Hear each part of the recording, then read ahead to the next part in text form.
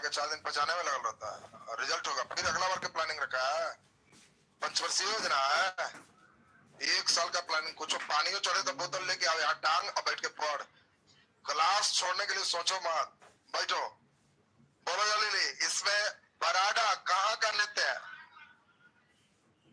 हाँ ये हालत रे नालायक, बड़ी डर लग रहा था गढ़वाली को उतरने में। तो गढ़वाली और बराडा उत्तराखंड का लोक नेता, तुम लोग को ही फट्टा बैठाएगा घर पे एकदम बैठ के पूरा देखो। जब कहे बराडा कहना बड़ी डर लग रहा था, गढ़वाली और बराडा उत्तराखंड का लोक नेता। चलो पाइका, वो पाइपे वाला इन लोग को यादें हुआ, तो ये एकदम ठीक किया है उड़ीसा।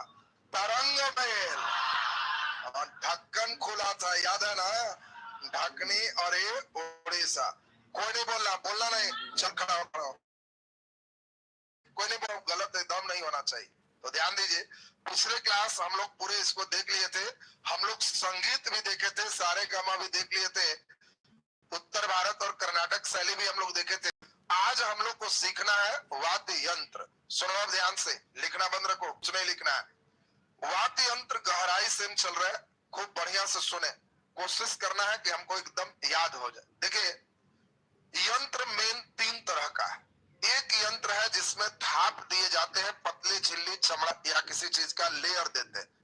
दूसरे वाद्य यंत्र है जो हवा के माध्यम से चलते हैं, बांसुरी, ये वायलिन, ये सब जो देख रहे हो, शहनाई, ये सब हवा के माध्यम से चलते हैं।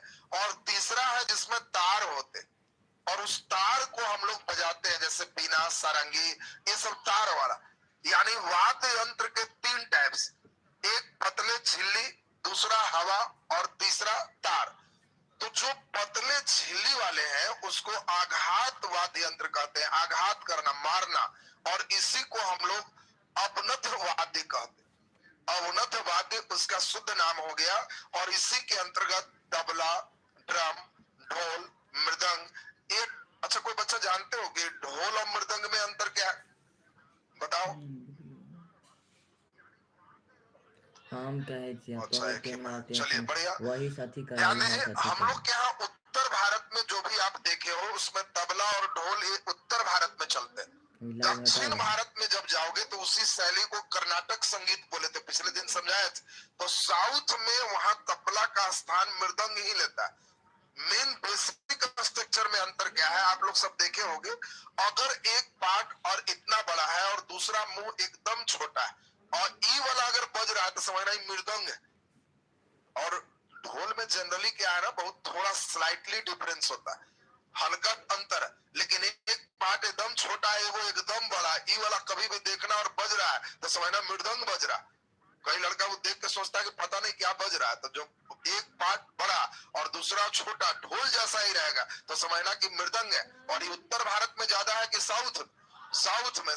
दक्षिण शैली मेन है, दोनों लगभग एक जैसे ही बजते। दूसरा नंबर हम लोग देखें, इसका नाम है सुबीर बाय। और सुबीर बाय का मतलब है कि ये वायु द्वारा वाद्य यंत्र है, वाद्य यंत्र, यानी हवाओं से चलती है। जैसे हमारा बांसुरी और शहनाई, ये बांसुरी और शहनाई किससे चलेगा? हवा के माध्यम से। तीसरा नंबर का नाम यही है तत्वाद्य। तत्व मीन्स क्या है? तार। अंग्रेजी में इसी को क्या कहते हैं? स्ट्रिंग। तो स्ट्रिंग वाद्य यंत्र है, सारंगी, सितार, वीणा, गिटार, संतूर, ये सब स्ट्रिंग वाला। अब इंपॉर्टेंट बात क्या है वो सुनो, आपको ये कुछ नहीं आएगा। अब यहाँ से क्वेश्चन ज्यादा चांस होते हैं एसएससी वाले बच्चे, रेलवे के बच्चे, बीपीएससी में यहाँ से प्रश्न इधर नहीं आएगा।